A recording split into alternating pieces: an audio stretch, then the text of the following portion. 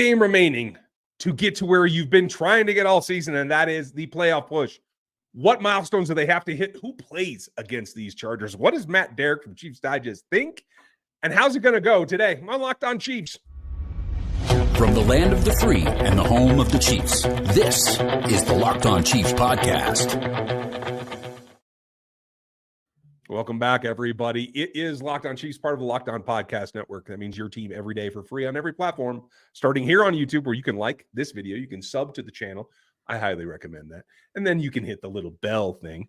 It'll let you know when there's a notification. You can do that on Matt's channel as well at Chiefs Digest here on YouTube and at ChiefsDigest.com. We're brought to you today by the Gametime app. It's super simple. Go download the thing, create an account, and use the code LOCKEDON. You'll get $20 off your first purchase. It is last-minute tickets. It is lowest prices, and it is guaranteed. We'll talk more about that coming up later in the show because this is a game that you probably want to look at. Maybe it's a road trip. Maybe it isn't. Lots of things to cover here. Will the Chargers still put up a fight? We'll talk about that later. Should they get a bump? Who should get on the field this week in kind of hey, this is a vacation week kind of thing?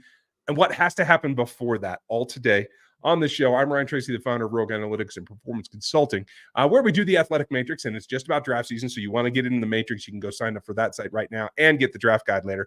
And then NFL 33, where all my front office work and my team work on draft, free agency, everything that goes into team building. You can find that there as well. And then all the fun stuff is over on RGR football, film work, et cetera, et cetera. So check all those out. Matt is at ChiefsDigest.com. I said it a little fast earlier, but there'll be a link in the description. Go check that out. Lots of fun here, Matt. And I think we've been carried away by the fact that this was beating the Bengals last week, and that's always fun. We got to throw that out like pretty quick on the short week. And it comes down to, what are you going to do with this Week 18 game? We talked about it briefly following Bengals, but to face the Chargers, who I don't know can put up a ton of a fight, let's start at the very top. It's like, 18 yards for Travis Kelce to hit 1,000, keep his streak alive. I understand the whole let's get him in particular with the knee injury from week 1 as much rest as possible, but he's got to go out there and play like 4 snaps and get those yards, doesn't he? Well, depending on, how close Chargers kind of play him and everything like that. But, in theory, yeah, I mean, those kind of that number of yards, you would think you could just kind of design up a couple of things just a couple of bread and butter things that, and just force it into him no matter what. I mean, you don't really care if there's an interception.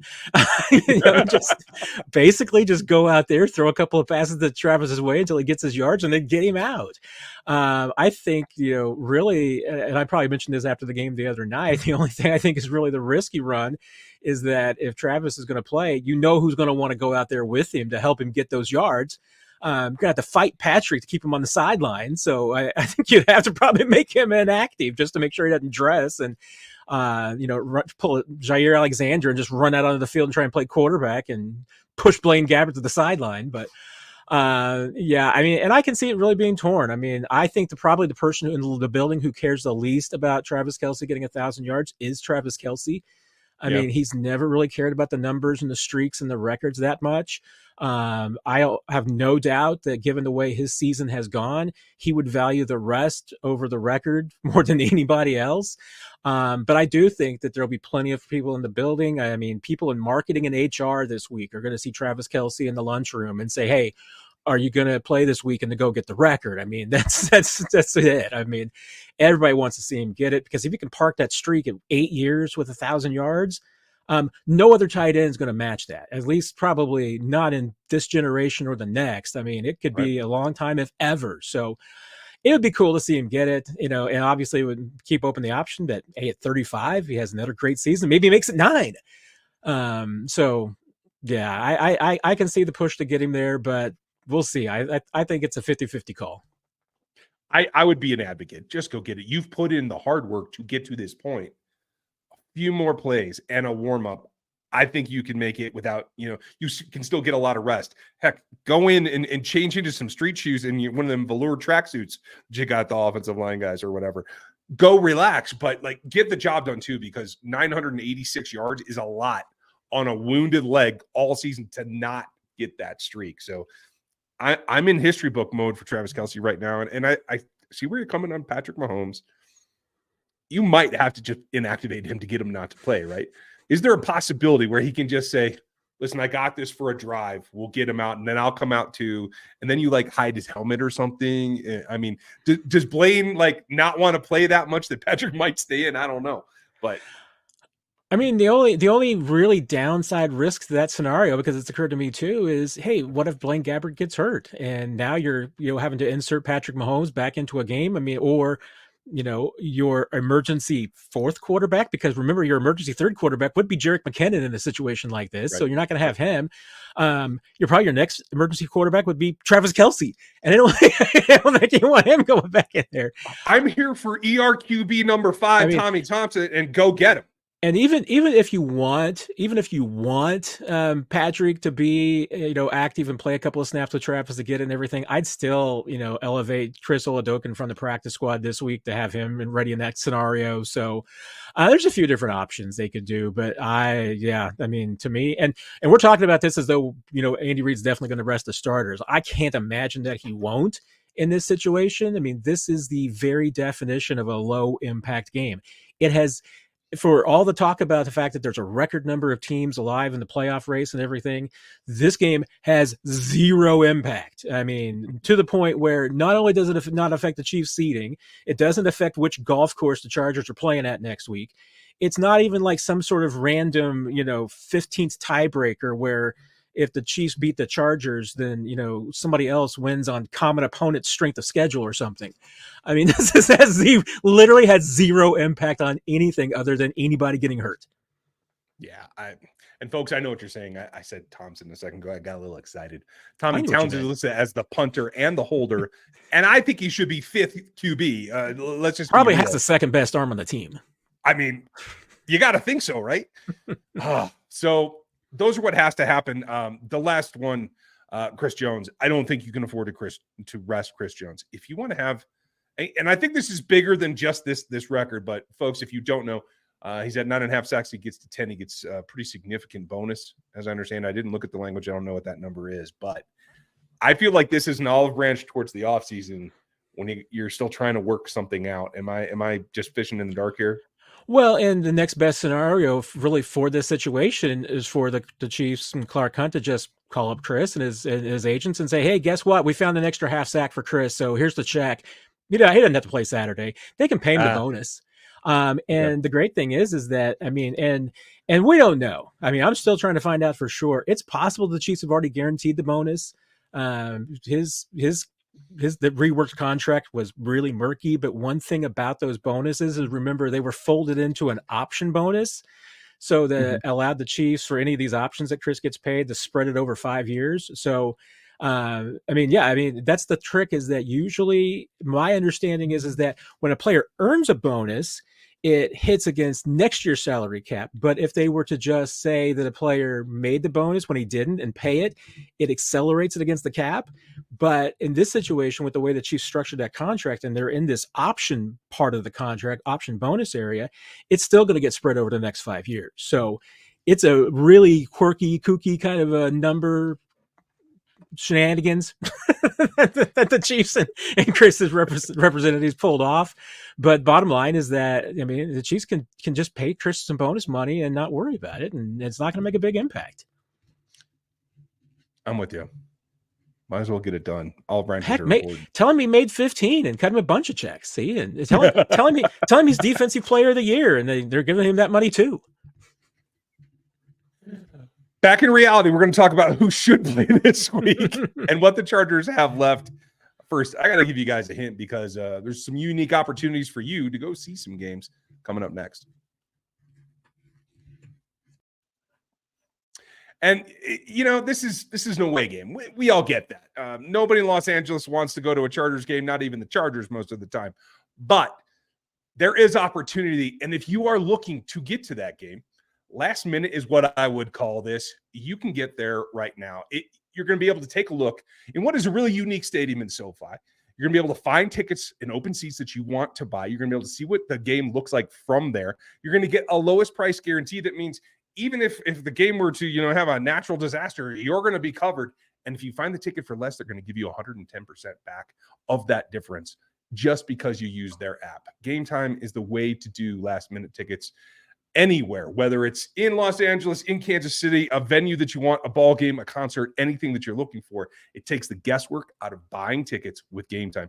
So go download that app. It's called Gametime. You can see it down here below. Create an account and use our code LOCKEDON, and that'll get you $20 off of your first purchase. Terms apply, but it's all there in the app. So create the account, redeem the code LOCKEDON, LOCKEDON, for $20 off. It's Gametime. It's last minute tickets. It's lowest prices, and it is guaranteed. I take guarantees very, very heavily. I am not light on guarantees. So one thing that I can guarantee you is there are going to be guys playing this next ball game we haven't seen all season. I don't know exactly who it's going to be, but I got a couple of ideas. I want to start from the top. We mentioned a couple of guys the other night just in passing, but let's double down on that. If you're Andy Reid and you're just like, hey, I'm going to let everybody rest that I need to, who do you want to see? Who are you trying to get a read on right now that maybe we haven't seen on the field yet? I mean, for me, there's kind of two groups that to me you're kind of fitting into, and one is the guys who you just have no plans on playing whatsoever. I mean, it can't be everything. You can't sit all 22 starters. So, there's a group that's going to have to play anyway. But there's a handful of guys that you just say, these guys aren't going to play at all. Maybe, you include Travis in that group, even if he does play a handful of snaps to get his 1,000 yards. But, guys who might even be inactive. I mean, you're going to have a couple of practice squad elevations. So you'll have 7 players inactive. Might be some injured guys. So maybe it's Donovan Smith and Kadarius Toney are still inactive. But then maybe Patrick Mahomes. It could be Chris Jones. Nick Bolton be a great candidate. L'Jarius Sneed. I mean, those who I would think guys who I think are going to be inactives this week. Then there's a few starters who might be active, but frankly won't play unless somebody gets hurt. And then, like you said, I mean, the next group is, who is going to play that you don't normally see a bunch of. And those are, I mean, it's going to be your backups. I mean, obviously the Chiefs have a great opportunity here to get, Drew Tranquil, Leo Chanel, a lot of playing time, but also a guy like Cam Jones. I mean, this is a young, undrafted rookie linebacker who has really only played in spurts, but remember Darius Harris, got some great opportunity to play. Remember Colin Saunders playing linebacker in one of these games a few years ago. So, I don't expect to be a lot of, playing out of position kind of situations, but it's definitely an opportunity for, that. Once again, I mean, Michael P. Ryan, wouldn't be surprised if gets the bulk of the work in the backfield. I mean, that's the kind of things that you're looking at. Nick Allegretti, I would fully expect to start this week, maybe even have a couple of backups starting. I would love to see Mike Caliendo in the game. I mean, not when he's blocking for Patrick Mahomes, bless his heart, but pay Blaine. That's why you make the big backup money. Right. But it's all across the board. Echo Boydo at corner really hasn't gotten any run defensively. Would love to see him out there and just get some experience. All those guys. I mean, and you still, I think, want to get a lot of work for guys who are in the situation where, maybe they're a heartbeat away.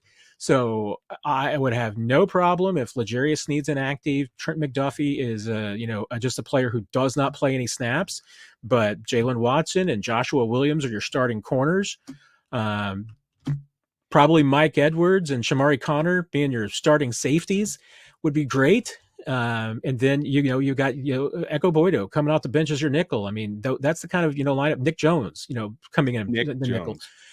These are guys that you need to see play. I mean, I want to see BJ Thompson, getting his first snaps. Neil Farrell should absolutely play a lot in this game. So yeah, to me, this is what you're looking at. I mean, and if Andy Reid handles it like he has handled some of these games in the past, it's not going to be like most Chiefs game where you have your 7 inactives and then almost everybody else plays, even if it's just on special teams. This is going to be where there might be 7 guys inactive. There might be another 10 that just don't play at all, who are active but don't take the field. And then it's a bunch of young guys and backups getting experience. For me, the keys, starting on the defensive side, I like what you said about Echo Boydo. I think he's earned that on his special teams play for sure. Jack Cochran's been on the field. I believe in Cam Jones, so I definitely want to see he and Jack Cochran be out there quite a bit. But for me, it's Nick Jones in the secondary that I just haven't seen get enough reps in. I think he has an ability to contribute next season. I want to see him out there. I'm letting Mike Dana, Charles Menahue, George Karlaftis. I'm letting them all rest. I'm starting Felix Anudike-Uzomah this game across from BJ Thompson, and I'm letting Malik Herring play at the tackle position all day long. I don't care what the outcome is. Like you said, this does not affect seeding. There's nothing to gain here except experience. Pushing all those guys into the starting lineup and let them go against what I hope is a team in Los Angeles that still needs to keep their starters out there on the offensive side so they can get some good experience. I'm not so sure on the offensive side. We talked ad nauseum about the wide receivers here. I think this should be a start for Justin Ross. I don't think he should come off the field. He better be in shape. If it's me, he better be in shape this week because I ain't letting him rest. I don't need to see Blake Bell. No Gray, unfortunately, will probably have to handle the bulk of the tight end duties, but I could see everybody else kind of getting rotated through. Maybe you even line up somebody like Darius Harris as a fullback. Maybe you take somebody like Josh Williams and let him run a couple of routes. I don't know. I'd get creative with it. I think I feel like this team, after the last ball game and the way the season has gone, they need a little bit of a lift, a little bit of a lighter moment. So I would probably play around with it more than most. But who do you think can have an impact of all those guys we just mentioned? Who do you think with this matchup against this team, Los Angeles Chargers, that just want to hurt somebody and make it a Chief? Who do you think can actually get something done and really take a step forward? I mean, Justin Ross might be the sleeper pick, and maybe that's everybody's sleeper pick. I mean, it still wouldn't surprise me if he saw limited action, but that's really just comes back to, he's not a 3-position receiver right now. I mean, he's only really been prepped to play in specific packages and everything. Doesn't mean he can't play 20 or 30 snaps, but I think that he would still be kind of in that they just want to put him in some good situations and they're not going to line him up in some spots that he hasn't played or been comfortable with. But the guy who should not come off the field for me in this game is Richie James. I mean, he is a guy who can play multiple positions. I mean, I think you need to see what you've got, give him some run. I mean, regardless, even if, you're going into the postseason thinking to yourself, well, Marquez Valdez-Scantling and Justin Watson are going to be out there with Rashee Rice most of the time. One of those guys gets hurt. Who's going to step up? I mean, that's why I would like to see Richie James get 50 snaps and see what he can do. And he's obviously, he has probably worked with, as a result, Blaine Gabbert more than any other quarterback.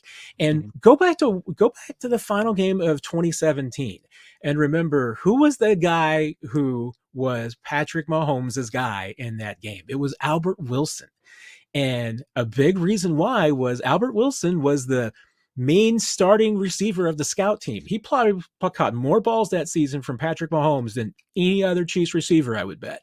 Probably him and Marcus Kemp and Gary Dieter. I mean, those guys caught everything back in 2017 on the scout team. So, those were your 3 guys. Blaine Gabbert's probably we don't get to see, these practices during the season, but Richie James was one of Blaine Gabbert's favorite targets in training camp, and for a reason, because he's a good receiver. So that would be my pick, because I think he's the guy who needs the most run, and I think he's the best of that group. Be great to see him get a big game. We'll see what happens, because I think that the Chiefs could use that as just trying to make sure what they've got. But, there's nobody in that receiver room that should get off scot-free this week. I mean, they all kind of need to play. And remember, I mean, we got Rashee Rice is 68 yards, I think, away. Pacheco is 65 yards away from 1,000. I don't know if you want Pacheco playing enough to get himself 65 yards, but nope. Yeah, that would be my observation as well. But if you don't want him to play, you probably need to bring up Keontae Ingram again. Let him and P. Ryan handle the bulk of the work in the backfield. If Clyde's not healthy and back, if Clyde's healthy, maybe you don't need to. But yeah, I think that'll be interesting. And honestly, I mean, I'm okay with Noah Gray. If you made this the Noah Gray game and he went out there and did his, I mean, I'm starting to call Noah Gray the first 15. Because Noah Gray just catches almost everything in the first 15. That's where he does most of his damage, because the Chiefs seem to dial up a couple of things for him every single week. And then they just go back to throwing everything to Travis Kelce after the script. It's like, I want to see this guy get more than 3 catches in a game, Ryan. I don't blame you. We're not going to go there. We're going to see what happens this week. We're going to break it down for you tomorrow with the crossover show with the guys from Los Angeles. And Chris and I will set you up on Friday for the game itself. But what do the Chargers have to bring Is there anything left in the tank for those guys? And what does that do to this ball game? We're going to get to that right after this. It's that time. It's starting to heat up. Regular season's coming to conclusion. That's when it gets real. If you want to get into the action, FanDuel's the place to do it. America's #1 sportsbook, and there is still time. Right now, new customers are getting $150 in bonus bets guaranteed when you place a $5 bet. You don't even have to win it. You just got to go place a $5 bet. That's $150 back to you to then use at FanDuel in bonus bets, win or lose, on a $5 bet. It's easy to use. You use the app, very easy to navigate, and it makes things super simple. You can go with same game parlays. So you can get multiple players in the same game. You can use the new Explorer tab to just look for other bets that you want to look for. There's a parlay hub as well. The best way to link multiple entries. And obviously, you have all the props, you have all the standards, you have the money lines. You can get into the action. There's plenty more. So visit FanDuel.com/lockedon, and you can get in the action right now. Be the first right now before the regular season concludes and it's playoff time. Go visit FanDuel.com/lockedon and make your first bet a layup. FanDuel, it's the official partner of the NFL. Official partners are fun. Podcast partners are better, Matt. I appreciate you. As always, this is where I go a little bit off the rails because I just want to see something funky because I don't know. I don't know what the Chargers have left with Herbert sidelined, with the season Joey Bosa has had, with honestly, maybe the first season of a subpar Derwin James. You tell me. The failed attempt at Quentin Johnson. There's plenty of things that the Chargers just want to get out of this game. I don't know if there's much fight left. Do you? I mean, you didn't see much fight last week against the Broncos. I mean, that was kind of, once again, an AFC West pillow fight between those two teams. Nothing left really there. And, I mean, and you look at the guys who didn't play last week for the Chargers. I mean, Keenan Allen's on that list, Joey Bosa. I mean, I can't imagine those guys getting wasted going out there in a week 18 game when they're ailing. They've got some guys offensive line as well. Easton Stick is Easton Stick. Eckler's running out there, but I'm not even sure they would, necessarily have to throw Eckler out there. Maybe they want to see what else they got with some guys. And if I'm Austin Eckler, I probably don't want to be out there in week 18. But it's like a lot of these teams. I mean, there's going to be some veterans who know that they're not going to be back, so they've already checked out. They're not going to be around. There's going to be some veterans who, want to make sure they don't get hurt because they don't want to endanger anything for the next season. And then you got young guys trying to prove themselves, either who are trying to fight to stay in the league or trying to prove that they need to get more playing time next year. And those are the guys you have to worry about. I mean, that's the group that, trying to fight themselves up and put themselves on film, and whether it's to impress themselves for the Chargers, impress themselves for another team. I mean, this is why week 18 finales can be kind of crazy, because you don't know who the breakout player is going to be, who's going to kind of step up and do something. I mean, and people beat Mike Money once again. Albert Wilson made like $24 million in the final game of the week 17 season. So this game does matter to people. I mean, it matters to players. So yeah, I mean, that's the biggest thing, is that you just don't know who is going to pop up and surprise you. And that's what you got to be prepared for. But to a degree, I mean, once again, we circle back to Chiefs don't care. I mean, they win this game, they lose this game. I mean, the only thing that's really going to matter at the end of the season is, whether they're an 11-win team or a 10-win team. And, that probably doesn't really matter that much to them. I mean, it's kind of the same. If anything, I'm kind of be more interested in how the Chiefs kind of manage this week amongst themselves, because, they got to worry about 5 different potential playoff opponents. And that's challenging. I mean, that's more than you usually have at this point. When you've already locked up a playoff spot, a lot of times you have a decent idea of who your opponent will be, but the Chiefs really don't. So it'll be interesting because, we talk about the guys who aren't playing. Well, the guys who aren't playing this week are going to be preparing for the playoffs. So they're going to be probably watching more film of Buffalo, Miami, Pittsburgh, Indianapolis, Houston than they are the Chargers this week. I mean, that's how the Chiefs will handle it. I mean, they'll kind of break off in 2 groups, and, the scout team that's normally the scout team will be preparing to be the starters this week. And the starters will be looking at the playoff teams and kind of looking at some things they can do for the postseason. normally this would be the game that I'd be like, just go back to the preseason, vanilla it all out. But honestly, that's what's been working for this team. A little more straight ahead, a little bit more basic. So do we see them get funky formationally, play design wise, to maybe put some things on film for all those teams that you were just talking about and really make them study a little bit more, fully knowing they probably won't use any of those plays? Is that even a reason to do it? It is always possible. I mean, the only thing that you're really doing is you might put some things on film with personnel that, you don't typically run. So, whether it'll really, how much of an impact will it make on teams? How much will they pay attention to what the Chiefs are doing in week 18? I mean, hey, if it's anything that you can make them worry about though, and spend and waste time on, I'm all for. So yeah, I mean, it's entirely possible. And hey, the backups want to have fun too. So, I mean, the only real trick to it is that, and this is, this is at least one of to support your idea and your theory and, and suggestion why it would be a good idea is that, when the Chiefs go through their installs, the second team runs that stuff too. I mean, even if some of the crazy stuff is come up by, the first team, it's Mahomes and Kelce goofing around on their own or something, and they're adding wrinkles to whatever it is that Andy Reid and Matt Nagy have brought into the film room from, watching NFL game in 1938. It may add some more to it, but whatever they run, Blaine Gabbert and the second team run too. So, they'll be equipped to run it. And yeah, I mean, maybe you do want to throw some wrinkles out there just to keep all 5 of those teams that you might be facing next week, keep them guessing. Yeah, that's kind of where I'm at. Folks, if you want up to the minute information, make sure you join the text line. It's at 816-357-8781.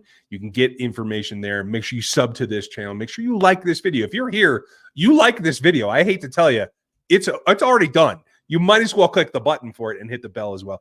Go over to ChiefsDigest.com. Check out what Matt's doing there. Go to Chiefs Digest here on YouTube and subscribe to that as well. A lot of great content. We're going to be live with you, with Matt, post-game, like we always are, getting prepared for, the wild card. Should be an interesting weekend. Matt, thank you for your time. Thank you for your sanity and not letting me get off the rails. Always a pleasure, Ryan. Great hanging out with you. Take care. Folks, have a great one. We'll catch up with you soon. We'll talk to you tomorrow.